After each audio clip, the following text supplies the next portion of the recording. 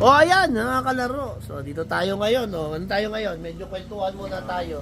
O like, subscribe, and notification bell button para updated kayo sa mga videos na ginagawa natin. The same time, syempre itong channel to para sa newbie, 10 years newbie, saka yung mga gustong mag-upgrade sa pag-iibon. At magsisimula, kung magsisimula ka dito kay Master Breeder, wala, hindi ka, you'll never go wrong. Ha? Ay mga kalaro natin sa ibang bansa, yung mga walang time mag-ibon, saka yung mga gusto na maka-nervyos, tutok ka lang sa channel natin, ha? So dito tayo ngayon, kasama natin, syempre si Idol Mel Galotera, at saka syempre si Kalapatids, Flyer Mix, bigay ni Boss Ronald. Pati testing natin ngayon. Salamat, okay. Boss Ronald. Kay Master Breeder. So yun, nakwentuhan lang tayo tungkol sa mga ibon ni Idol Mel Galotera. Ayan, hawak-hawak niya. Pakikilala niya ngayon yung hawak-hawak niya. Kasi ang dami, hindi ko na maalala lahat. So, Sige, mag-feature tayo ng isang ibon natin. Ito kasi ang nahuli natin. Ito po si ano. Ito si Phoenix Anby. Phoenix Anby. Phoenix Anby. Sa mga hindi nakakaalam, si Phoenix Anby is nestmate ni Super Anby. Super Anby. Itong si Phoenix Anby is 17th overall champion sa North. Nilipad ko siya. Complete lacking din siya, super set winner. 17th overall champion siya. Pero that time, first overall champion din ako noon. Ganon. Bali, lima ang nakapasok ko sa top 10 sa overall champion noon that time. Grabe pero ito, pala. 17th overall champion to. Mabagal lang siya pero complete lacking din. Ganun lang. Yun din, siyempre. Nestmate to ni Super Anby. Mamaya, picture natin si Super Anby kung ano ang achievement ni Super Anby rin. Nestmate to ha. So ito, gandang ibon ha. Actually, mas gusto ko siya kaysa kay Super Anby. Nung time na nililipad ko yung sila magkapatid. Pero kasi napaka-pogi oh. Tignan mo ganda oh. Ilang taon na siya? Ilang taon na? 2015 to eh. Kaya nasa 11 years na. Pero dalawa pa rin siya mag-anak. Kaya nag-ano. Ganda. Taluka pa. Ang ganda. Gandang ibon nito. Kaya ano. Si ano to? Siya si Phoenix Anby. Phoenix Anby. Dark ano siya? Black velvet ba tawag dito? Dark shade. Black velvet siya. Black velvet. Lakas. Kunin ko maya-maya si ano. Kukunin naman maya-maya si Super Anby. Super Anby para makita niyo naman. So nestmate siya ni Super Anby. Si Super Anby naman ay... Si Super Anby nilipad ko siya ng ng South naman. South naman. Yun yung Tacloban Daybird. Siya Tacloban Daybird, solo super set winner, Tacloban champion. Yung ibon na yun. Nestmate niya to ha. Pareho silang winner. Bali ano yun? 3 o'clock yung umuwi, di ba? Ng hapon. Si Super Anby naman, 3:23. 3:23, grabe. Dumating yun. Hapon. Daybird. Daybird. Tacloban. Solo pa. Nag-lock kami noon, parang 13 kami nag-lock, pero lahat yung may butas siya lang bukod tangi na Ganon. na complete locking, kaya nasolo niya yung Nasolo niya yung super set. Tapos nestmate niya to. Nestmate niya, super set winner din siya. Pero to, same year na nilaban. Same year, nilaban ko lang to ng Bata North. Sa North ko siya nilaban. Okay. Tapos si Super Anby sa South. Magkapatid sila, pero hindi nestmate.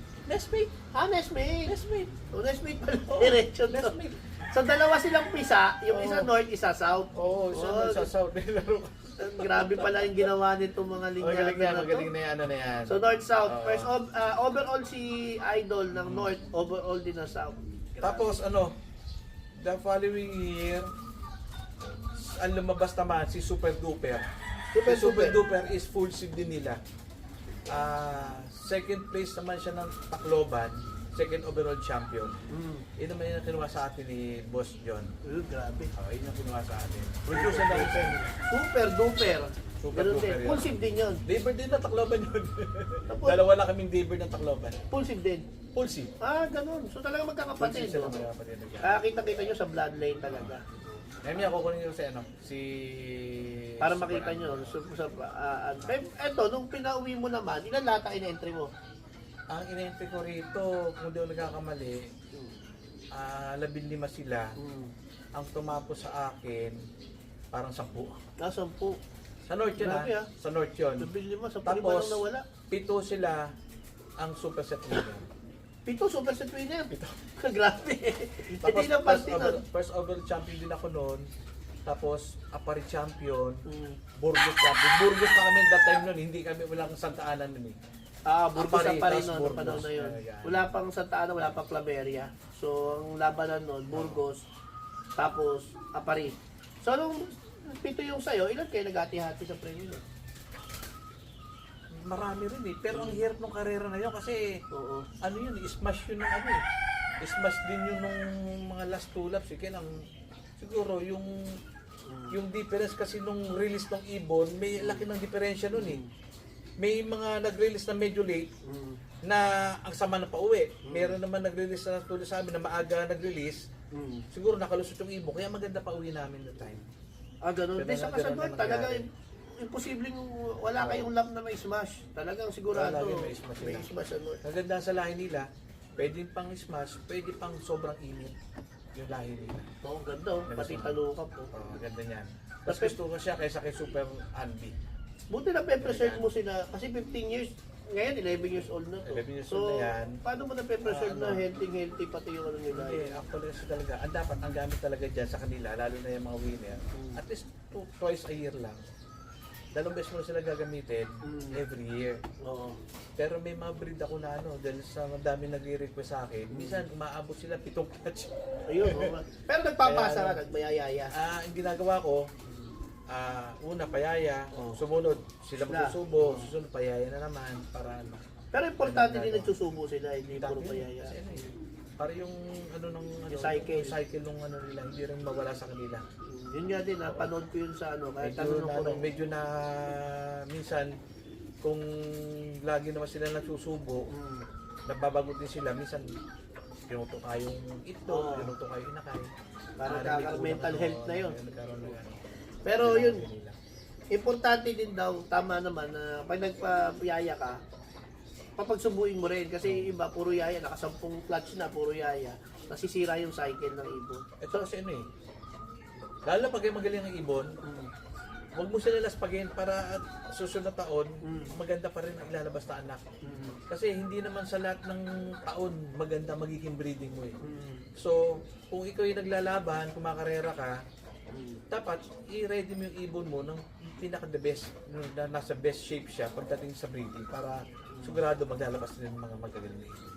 Ayun, tama yun.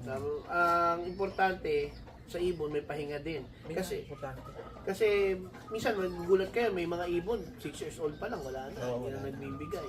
Yun na ito, 11 years old na, na-preserve pa. Kaya, mahirap pagkaanak ito, medyo limited edition talaga. Medyo limited na to. Kaya to, nakapahinga sa akin to ng ano na. Siguro mga 8 months na nakapahinga kasi gagamitin ko 8 months. Oo, 8 months ka na pala nakapahinga. Kasi Ganda last ng- year huli kong ano niyan, breed niyan, may mga anak sa akin naman na, ano, na almost 1 year na rin. Yung mga anak nila, nagiging breeder, Ginagawa ko breed, nagpo-produce. producer rin ako. Oo. So, ibig sabihin, Palipat-lipat lang.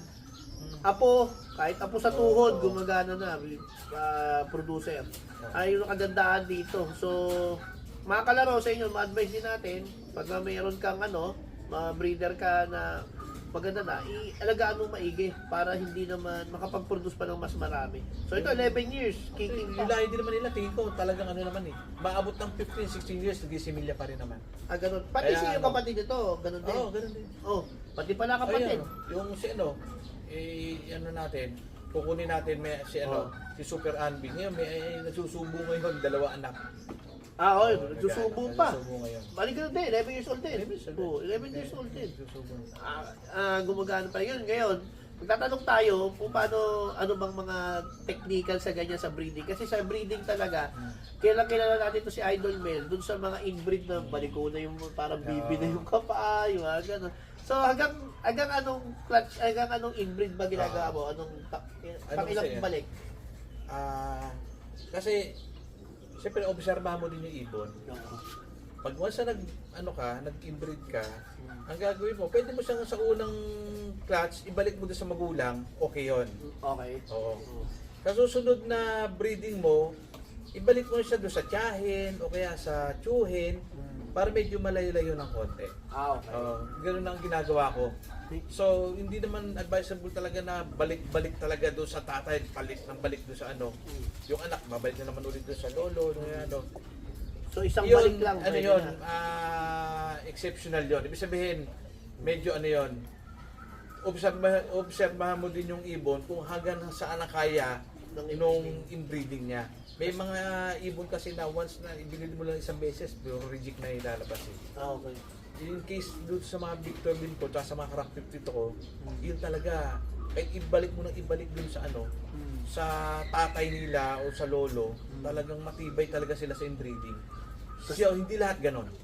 Hindi Kasi lahat yung ganon. crack 52 mo, meron ka 6 times eh, di ba? Yun, 6 times na balik. Yung sa Victor Lin ko, meron ako 6 times din. Talagang ano pa rin, maayos pa rin.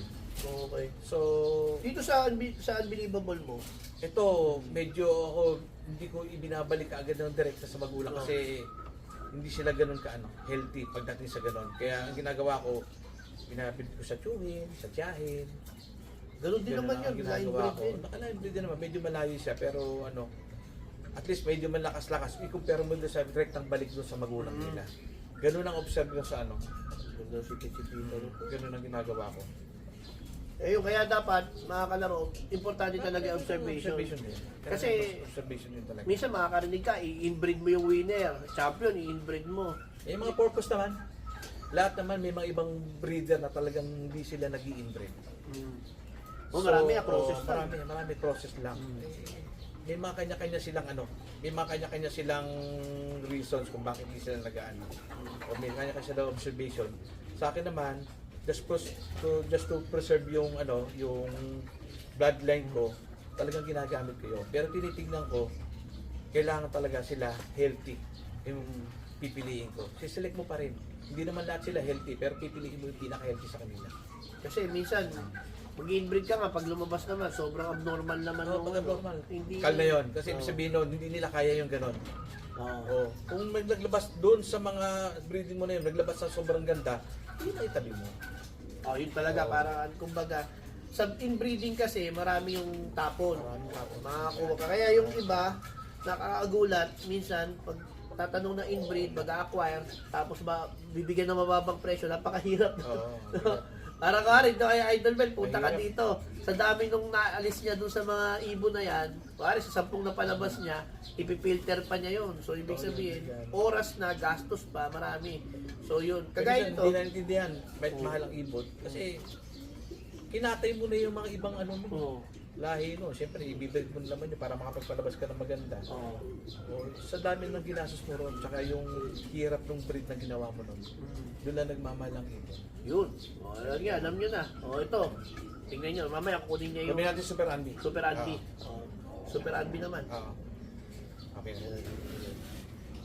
Kukunin ni Idol Med, si Super Andy.